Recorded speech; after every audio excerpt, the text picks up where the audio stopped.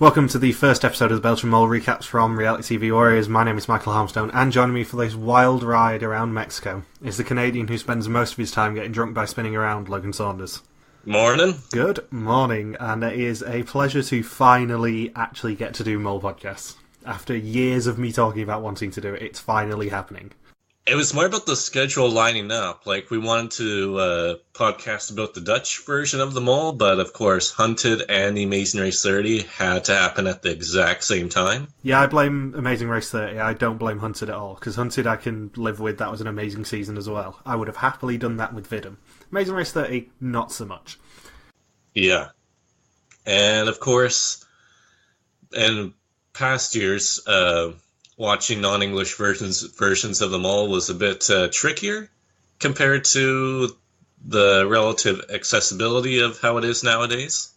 So it took a bit of time, but it's damn convenient now that people release English subtitles for it pretty quickly after the episode airs. In their defense, they have been releasing these for years, and I have been badgering you guys to join me to do this for years, just you've never found the time.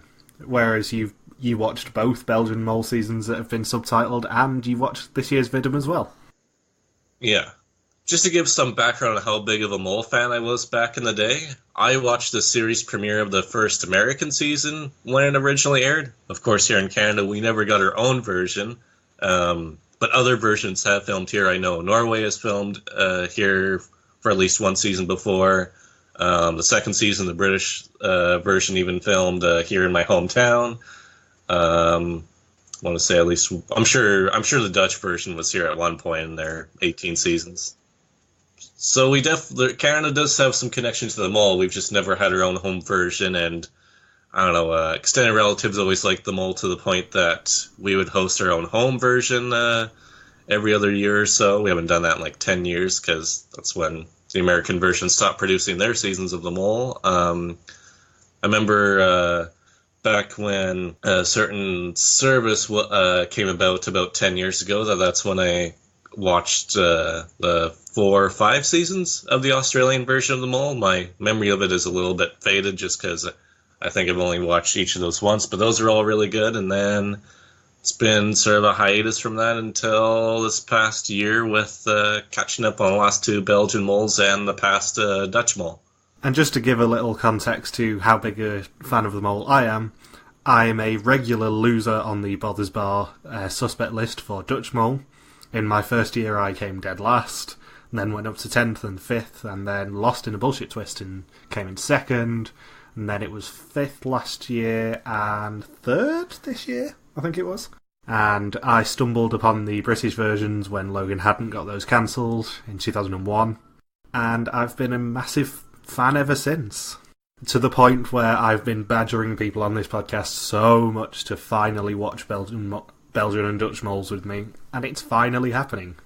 Yeah, so this is the first time we're really podcasting about a show that requires English subtitles as far as I know. When you think about how many reality shows there are worldwide. Like before we did a one-off with Big Brother Canada, and of course with Australia and New Zealand having their own versions of Survivor that I've had to blog about for a certain website. It's just there's so much now that's tough to put that time aside for a specific non-English version of a reality show.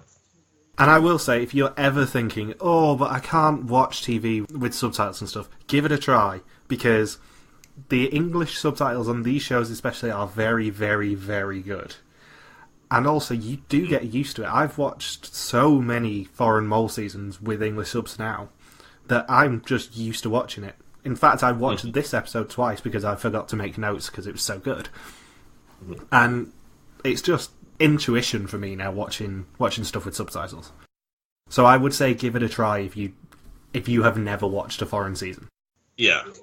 And you get to pick up some Flemish or Dutch depending on what version you're watching. I know aflevering means episode. It is aflevering and joker and vrijstelling and Jokers. The very few Dutch words that we will be speaking on this podcast. And quick rundown of them all. In this case, it's 10 people travelling around Mexico doing challenges. One of them's been paid by the producers to sabotage the challenges and try and make sure the team win as little money as possible. At the end of each episode, everyone takes a 20-question test on the identity and the actions of the mole. The person who knows the least goes home, apart from the mole, who can never go home, to quote Art's spiel every episode. And the last person standing at the end, after the 40-question quiz, where it's the winner, the loser, and the mole, last person standing wins the entire pot and gets to unmask the mole. And with the Belgian ones, I am notoriously bad at guessing who it is, and with all 3 of the foreign language ones that Logan has watched, he has picked it from episode 1, so I'm very interested to see who your picks are. I didn't do so well this time, because right before the quiz, I wrote down my suspects, and my number 1 suspect went home, so my streak ended very, very early this year. I will ignore that, and you can tell me who your suspects are at the end, because I'm interested to see whether they match up with mine. Because my suspects from pre-season and from episode 1 are identical. Maybe you've got tunnel vision already, Michael. Your mind hasn't been swayed. I said this to Michelle earlier, I've got a bad case of the tunnel visions already. And I know I have, and I can't help myself. And I'm going to be horrendously wrong, because both Belgian seasons so far that I have watched, I have picked the winner as the mole going into the final episode. Oh. And then watched the reveal and gone, oh, for God's sake, I'm really wrong. It's not Olche? Can you imagine if it was Olche? I'm hoping and praying Olche is going to be the one to replace Art. I'm still waiting for like 2 weeks from now where Art comes out and he says, actually, the mole was Olche. That's how surprising and split of an outcome it was. You still don't get to know who the mole is until like a month after the finale.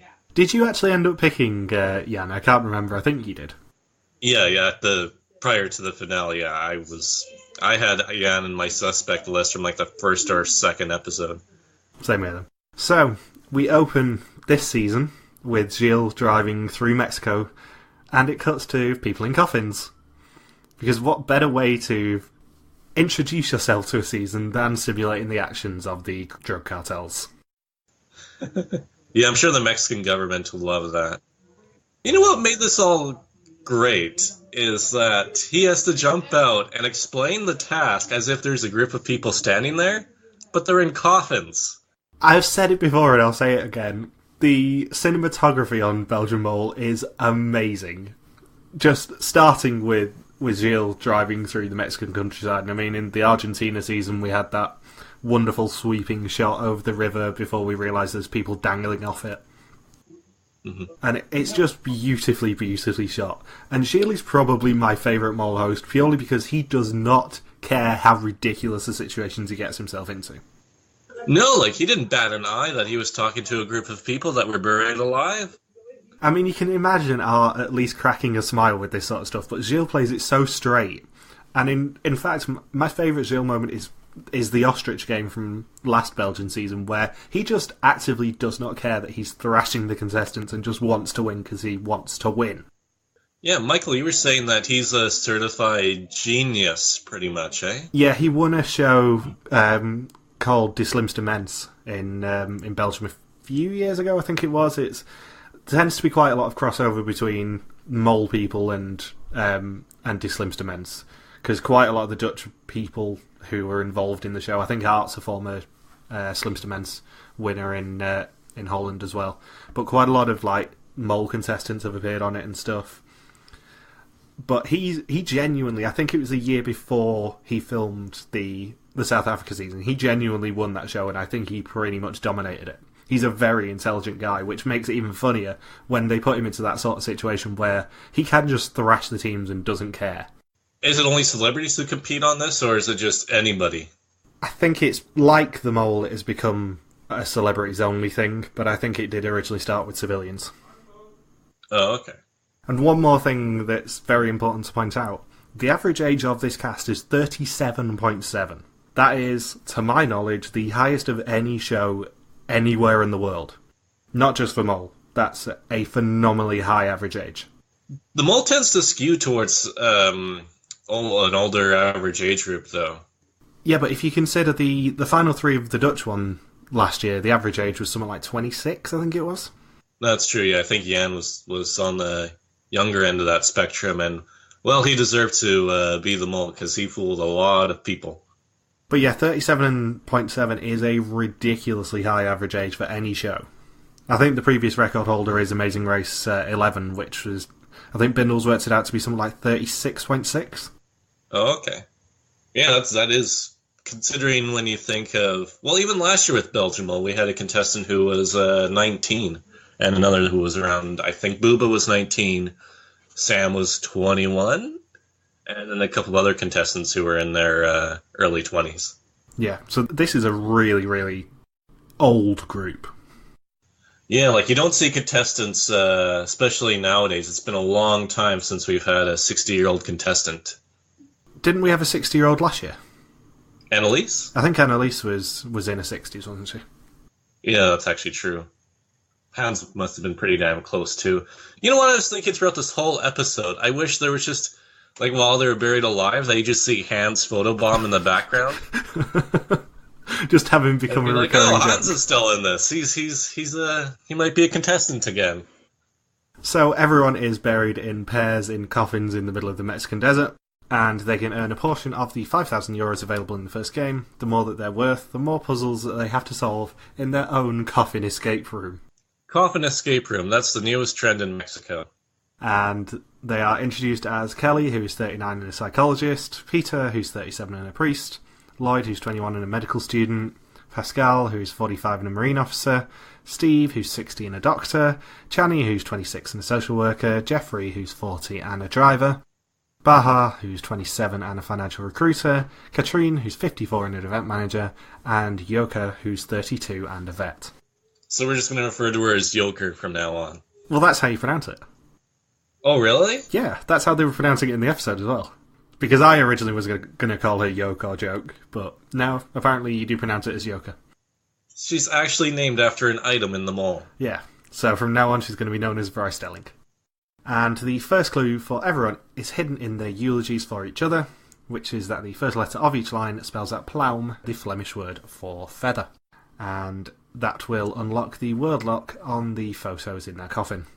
Katrien and Pascal, they don't do too well at this. That first, I don't think they don't even clear this first obstacle that everyone clears within minutes. They really don't. They eventually, at about 55 minutes in, give up. Yeah, because I think with the mole wouldn't typically sabotage the first task like this so blatantly. So they're pretty low on my suspect list. I have a theory, because I've been looking at, especially at the Clubs That Suck. Clubs That Suck love foreign mole versions, as do I. And people are discounting both of my mole suspects. And I'm like, the mole wouldn't sabotage the first game. They would make it as difficult as possible for them to win the first game, but they wouldn't outright sabotage it, I don't think. They wouldn't be like Katrien and Pascal and just not make any progress in an hour. Because the mole would feel that would be like too suspicious or stick out too much. Yeah, I'm going to come out here. Steve is my mole right now. And the reason I think that is because if the mole is given an option of where they want to be to make it as hard as possible, they're going to pick the final set of coffins where they're going to be in there the longest in theory. Mm-hmm. But he wouldn't have as much control to make sure they don't find that final coffin, though. No, but he can make it as long as possible for them to get to the fourth clue where people help them. Right. They still have to solve 3 clues before anyone can help them. And if Steve accidentally messes with the comms, or prolongs the agony, or tries to lead Yoka in the wrong direction, maybe he wastes enough time to make sure that they don't get the final coffins in time. Right, to That's not my theory. Give them that 3-digit code. So it's Lloyd and Kelly in the €250 coffins, Peter and Baha in the 500, Katrien and Pascal in the 750 coffins, Chani and Jeffrey in the €1,000 coffins, and Yoka and Steve in the $2,500 coffins. And another reason I think it might be Steve is because we didn't see him finding out Yoka's name. He just knew it already. Oh, I didn't even notice that. I spotted it both times I watched the episode. He immediately introduces himself to Yoka. He says, "Hi Yoka, I'm Steve." And I don't know whether they just cut out the bit where she says, "Hi, I'm Yoka." But if the mole knows who is in what coffins already because they've decided for whatever reason, that might just be a little hint that it's him. Yeah, that's a good point. And it's Jeffrey and Lloyd who are the first to spot the Plaum clue. and Lloyd and Kelly end up being the first to escape, and in a wonderful moment, Kelly gets absolutely shit scared by Gilles. Yeah. Not being buried alive, but by Gilles. Just sort of quietly chatting to Lloyd, and out the corner of her eye, she just sees him and goes, "Whoa!" I've been watching you guys the whole time. and Lloyd has the highest boxers I've ever seen. There's more boxers than pants on him. Logan, you're officially on Boxer Watch. And Channy does not know too many world figures, let's just say. Of all the recognisable people, there were 4 people in there who are very recognisable. There is Margaret Thatcher, there is Paul McCartney, there is Mikhail Gorbachev, and there is Hugh Hefner. If you don't know who those 4 people are, you are either moling or being quite stupid. I will say I didn't recognize Thatcher in there. I obviously did. Yeah, because that's why I was thinking, you recognize the British people, Michael. Yeah, but also, I think you can have a slight chance of guessing who Thatcher is, given that even looks like a prime ministerial portrait. You can tell she's a politician. And geographically, Belgium is very close to England. They're not going to pick really obscure people for that sort of a challenge. No, and of course, like, I even wrote down, like, who the hell is Will Ferdy? And everyone in the first 4 sets of coffins needs to work together to help Yoka and Steve by revealing the songs that they would have played at their funerals. They shall then reveal the phone number to ring to contact Yoka, helping to solve their 4th clue. I love how quickly they all just give up on Katrien and Pascal, like, yeah, let's just take those crosses. What was suspicious, though, is that a couple of the guys didn't want to remove the crosses right away. Yeah, I think if the €1,000 people get out, then at that point you can pretty much give up on getting the €750. Yeah, because they had an extra puzzle, and the 750 people clearly are struggling a lot. I mean, if Channy... What was the best part is that she didn't even know who Paul McCartney was, and they still got out of there anyway. Do you think that was the first attempt in the numbers?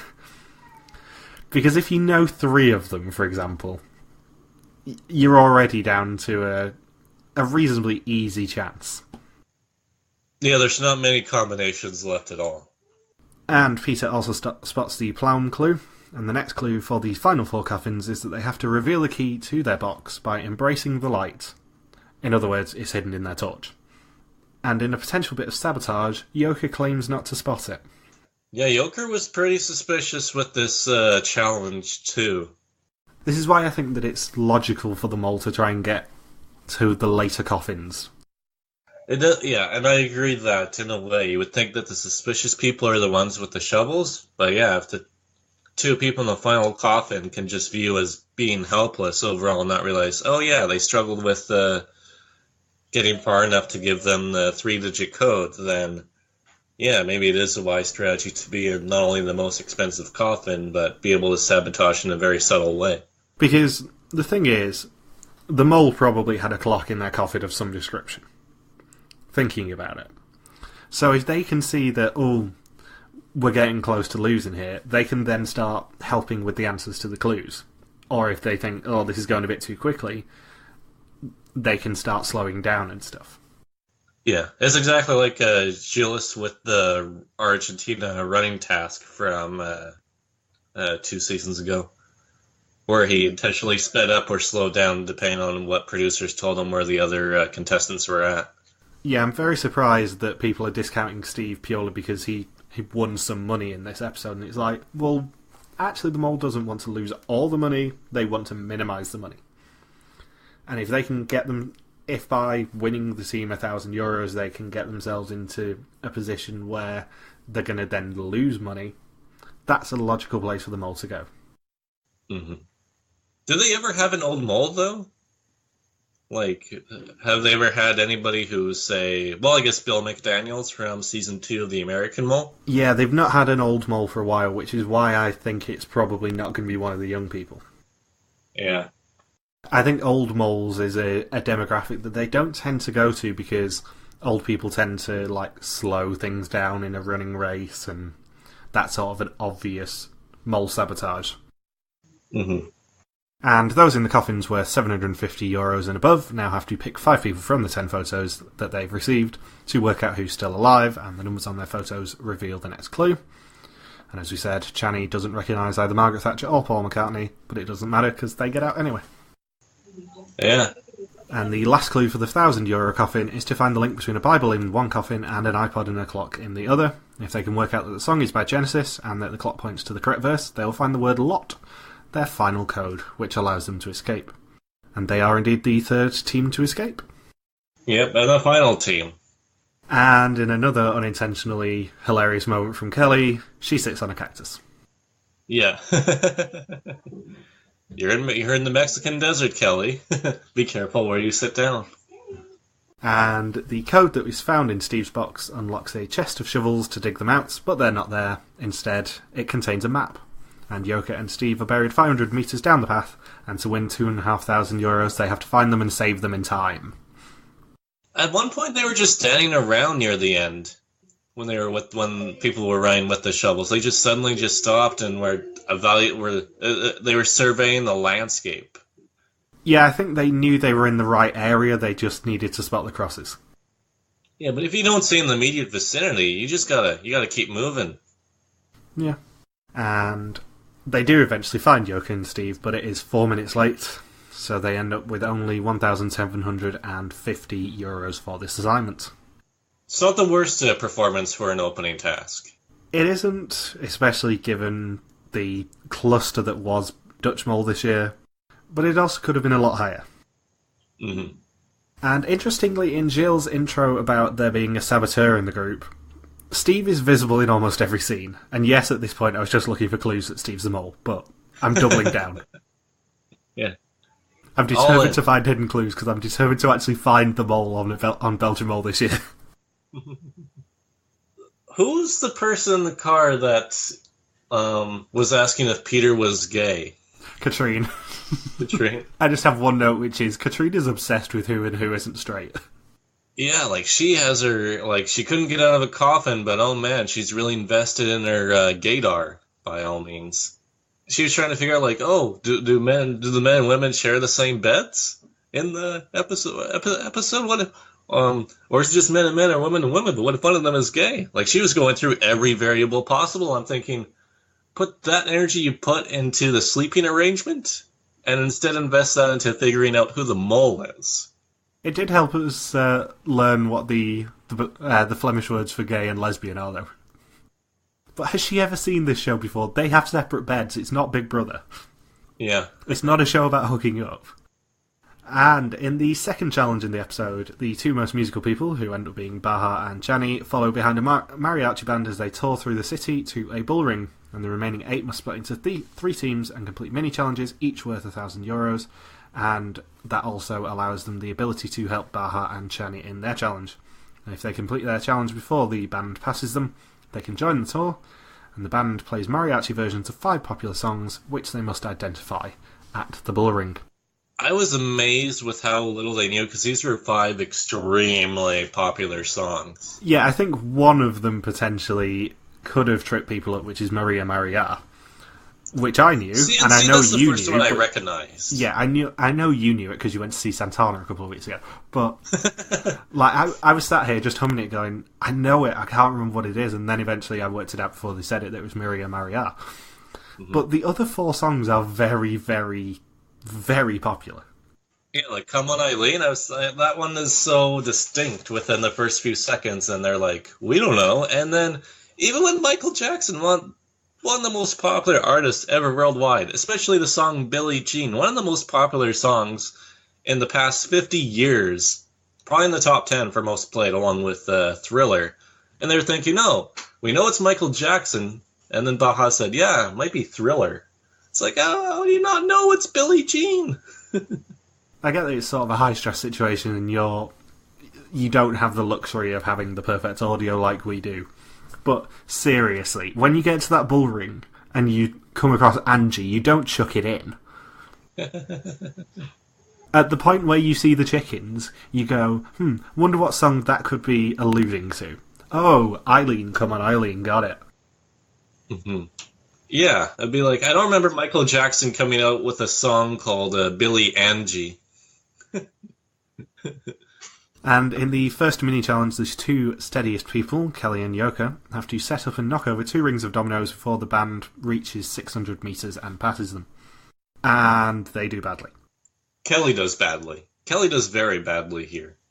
Yoker didn't tip any of the dominoes until their final attempt there, where she only gets halfway. But Kelly wasted a lot of time during that. I think they eventually had the right tactic of leaving enough of a gap so if they do accidentally knock it, it's not the end of the world. But they were just farting around for so long. I think for the music task, they shouldn't have had 2 people that don't know music. Well, besides that, but they should have had like Katrien or Pascal, who would have recognized, hey, this is Michael Jackson's Billie Jean. Oh, this is Come On Eileen. And not just that, because I want to see Katrien or Pascal have to run around after chickens in a bullring. Yes. I think they would have failed at that worse than being buried alive.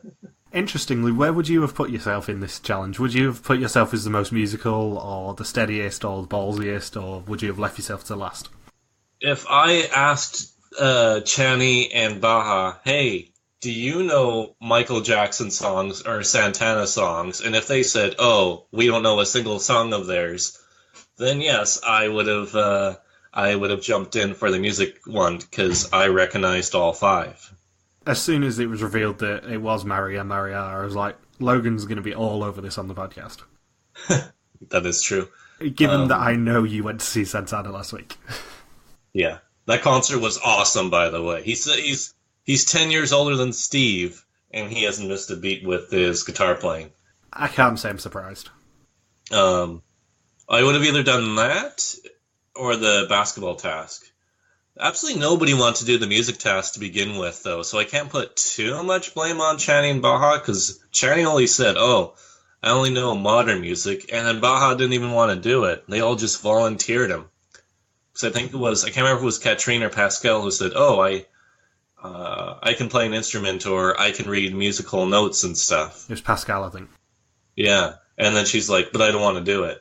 I think they probably thought that they would be performing with the mariachi band, so they're like, I don't want to do that. I see. And in the second mini-challenge, the 3 ballsiest people, who are Jeffrey, Lloyd and Katrien, have to solve 3 anagrams with an extra letter, which are written on basketballs. They must then score the extra basketballs from particular lines before the band passes them to win the €1,000. And interestingly, Katrien scores the first 2, and Jeffrey scores the final one. Yeah. I don't think they play basketball much in Belgium, because that wasn't the technique, and some of the shots there were kind of laughable. Yeah, I've seen a lot of people suspect Katrien after this episode, and I'm like, really? She's probably by default my second biggest suspect, but she really tried a lot in the basketball. Yeah, because she doesn't even seem like she'd be somebody who would play basketball that much, in contrast to the other 2. Because Lloyd was one of the people doing the basketballs as well, and his shots were just awful. So many air balls. No one really hit the backboard, and the range from where they had to shoot wasn't that far away. Like, and it was straight on as well. It wasn't like it wasn't like playing horse or something like that, where you have to shoot from each individual spot on the arc. This was just straight on. Just hit the bank it from the backboard into the basket, and you're bound to score them relatively quickly. But in the end, it doesn't matter, because they win the €1,000 anyway. Yeah, but I can't help but feel that one of the other 2 guys, because it was Jeffrey, right? Jeffrey was it? Jeffrey, Lloyd, and Katrien, yeah. Yeah. I feel like one of those 2 guys should have done a bit better at this. And I did figure out that the one anagram was probably the word lemon. As did I. Having done a little bit of Duolingo Dutch, I was like, is it going to be lemon? I'm like, yes. Because it's similar spelling in almost across all languages, because it's similar to English, and it's almost identical to the way they spell it in Spanish. Yeah, I didn't get the other 2, but I did get limon. I didn't get dunk for some reason. The one English anagram in there, I'm like, oh yeah, that makes sense. It's basketball. I guess I should have figured that one out. Belgian people figured out an English word before I did. And the last mini challenge is for Peter, Steve and Pascal to play a Guess Who game with a Mexican man who speaks no English. And Peter is Donald Trump, Pascal is Pamela Anderson, and Steve is a Belgian footballer called Jean-Marie Pfaff. And Peter gets to Trump quite quickly before Steve gets Jean-Marie Pfaff and seems to nudge Pascal as if he seems to know the answers. And they do end up winning €1,000. Oh, so you're really on to Steve here. Yeah, I'm putting all my chickens in Steve's basket right now. Just watch him get eliminated soon. Putting all of your Angies into Steve's basket, you mean? And at the bullring, Chani and Baha must round up the 5 chickens matching women's names in the song and put them in their pen to win their €1,000 in 5 minutes. And the editing on this was beautiful. They really needed a Keisha Knight Polium from Celebrity Mole Yucatan to catch these chickens, because Chani and Baha were... They did about as well at this as they did at the music task. Just the anticipation of what was going to come through the door, though. I was like, if this was Israeli TV, they would actually put them in there with bulls, but it's not. So, what's it actually going to be? I wish it was ostriches. I wish they would have had the same ostriches from the Scrabble game. Belgian Mole has such wonderful history with ridiculous animal tests, and I quite like the fact that they convinced them that it was going to be something really evil that was coming out the door, and then it was just really pissed off chickens. Well, they did just bury them alive, so thinking it might be bulls wasn't too far out of the question. Very true. Mole goes evil. Yeah. Or it'd be funny if it was like school children or something like that from one of the local schools. But yeah, they do horrifically at this. They only get 2 of the chickens correct, which is Billie Jean and Caroline, and they don't even know 2 of the songs. Yeah. And Baha, they point out, just seemed... Well, Chani didn't want to touch the chickens, and Baha, who wanted to, was very adamant about running, but was vetoed by everybody else, was exhausted within 5 minutes. And I don't think he was running too hard to the point that he was pushing himself to exhaustion. Yeah, do you really think he does much running, though? Yeah, what is his job again? He has an office job, isn't it? Yeah, he's a financial recruiter, I think it was. Yeah, so that makes sense. He could just be like a gym rat or something, where could just be he just lifts weights in the gym to get big muscles but has no cardio whatsoever. There's a lot of people like that, especially ones who have desk jobs. I don't think he does much cardio. Yeah. I think they may have overemphasized it in the episode, saying, "Oh, how were you exhausted?" That was like the main sabotage that everybody was examining. So, in the last challenge of the episode, everyone abseils down into a canyon called Coyote Canyon in pairs, and one person will see a quote from a candidate, and the other will see the 4 options. And the first person in the pair to get to the bottom can identify who said it for €1,000. And the fastest person down, in a quite on the nose challenge, wins an advantage for the first episode cliffhanger. As soon as I saw this on Monday, I paused it and went, "You absolute bastard, you're so on the nose with knowing that Belgian Mole is known for its cliffhangers after the first episode." Yeah, the fact that now the twist is officially known as the cliffhanger. And the fact that the twist was a cliffhanger. They were on a cliff, dangling down. That's what I mean about it being so on the nose, but just a little bit of Belgian Mole history. Since it came back, in the Argentina season, we had the cliffhanger of the first eliminated person being trapped in a paint bomb-filled taxi, and everyone having to help them in the first challenge of the next episode to determine whether she could return or not. And in the South Africa one last year, we had the guy who was originally eliminated basically at the start line getting a chance to come back and being in the back of everyone's shots. So I wonder what this next cliffhanger is going to be. Yeah, there's no real consistency to it. No. So the pairs are Chani and Steve, Pascal and Kelly, Jeffrey and Yoka, Peter and Katrien, and Lloyd and Baha. And it is Steve, Pascal and Katrien who answer correctly to win their respective €1,000. Well, and one person was going so slow that they didn't even get to see the quote, so they had no choice but to guess. Yeah, that was Jeffrey. Yeah. Oh, I should note, I really wish that Pamela Anderson had won an Oscar. No, no, no, no, no. I love the Mexican guy's reaction to it. He just starts laughing and goes, no. And Pascal also doesn't even read her sign until halfway down. She just sort of has to get shouted at. Yeah, like, did you read the sign, Pascal? It's like, was Pascal just trying to fail at everything possible this episode? How would you have done with this task, by the way? Because you're not a big fan of heights, are you? Well, here's the thing. I hate heights in terms of just overall fear of it, but I love the adrenaline rush of it, if that makes sense. And in more news of me being completely blinded onto Steve, Lloyd's guess of Steve being the correct answer wasn't even shown. Oh. It was the only answer when they buzzed in that wasn't even shown. Yeah, you really got blinders on towards Steve. Oh, 100% I have. Because I suspected him from the pre-season Café de Mole as well. Oh, okay. And it is Yoka who wins the advantage in the envelope. Yoker's vegetarian, we also learn. Is she? I think that's what they said, because she said that she wouldn't have done well with catching the chickens. No, I thought they said that she should have done it because she's a vet. Oh, okay. Never mind. And because we both love dogs, there is a dog at the end of the horse convoy on the way out as well. I didn't even notice that. Neither did I until I was watching it again earlier. Just a random dog amongst the horses. I'm surprised it didn't get trampled. It was right at the end. It was after the last horse. It was just a dog chasing them for some reason. I like how Kelly gets scared of the cacti again because of what happened on the first day. She said on the first time, and then the third day, she's like, "Oh no, the cacti, no!" Yeah, I'm avoiding the cacti this time.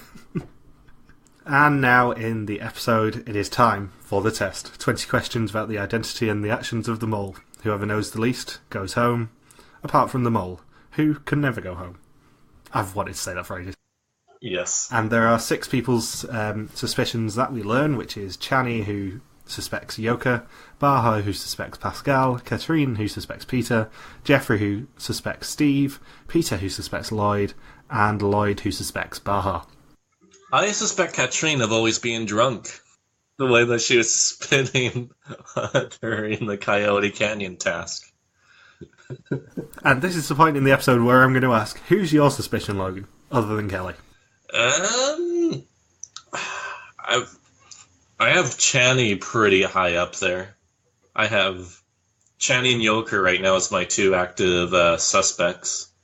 Just because of how fast Yoker was at the Coyote Canyon, the fact that she got the cliffhanger by over 30 seconds, and then her and Steve didn't get out of the coffin. I just feel like, and plus the fact that the domino task, it was more pinned on Kelly failing than her, even though they both really failed. So I feel like Yoker is being very subtle with all the sabotages that nobody's really pointed it out. I could see it being Yoka.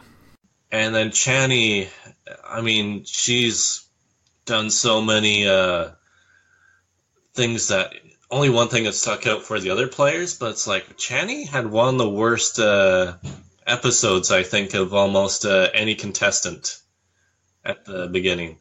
Like, she sucked at a lot of things. I mean, Katrien and Pascal did too with the coffins and whatnot.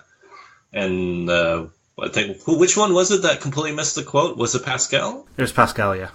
Yeah. But I feel like those two, it's just, I really just can't see those two being the mole, because I feel like that would be too obvious if they both just failed the first coffin task. But with Chani, it's like, how do you not know this or not know that, or how do you not recognize Paul McCartney and just take a shot in the dark to get out of the coffin? I think if I were the mole, I would want to have been in those last coffins. Not necessarily for the thought of being stuck there for an hour, but I would want to be in those last coffins just purely so it was the most difficult part for me to have to accidentally not complete, and also it keeps half of the money away from the pot, which is entirely what the mole wants to do. They don't want to lose all of the money, they want to gain as little money as is possible. Yeah. And then I had Baha on my suspect list too, but I was thinking, they really overemphasized his inability to have cardio a bit too much. And then I noticed Kelly was partnered with Lloyd, so now Lloyd's in my suspect list, because typically in tasks where you're in partners at the start of the season, whoever gets executed, it's their partner ends up being a mole a good percentage of the time, because it's like the one person that they end up trusting. And at the first execution, there was a tie. 20 questions and there's a tie. Which usually means that someone else got absolutely zero, which is fun.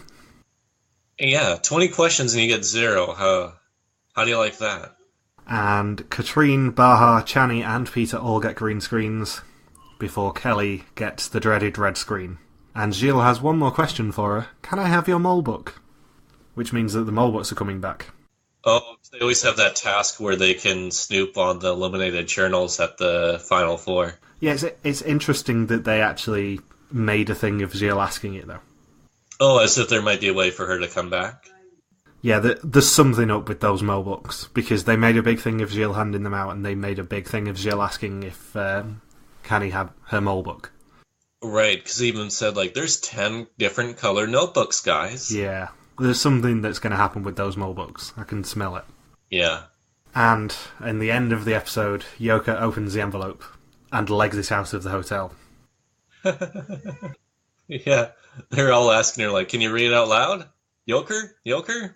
You're still reading. Oh no, it's something bad, isn't it? And she just silently just gets up in her seat and runs away into a truck, never to be seen again. So what do you think the story with that is?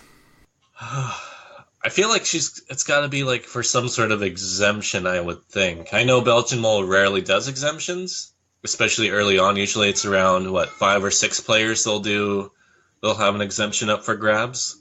Yeah, the one clue that we had is that we saw that small glimpse of her in the Next Time preview wearing the paintball masks.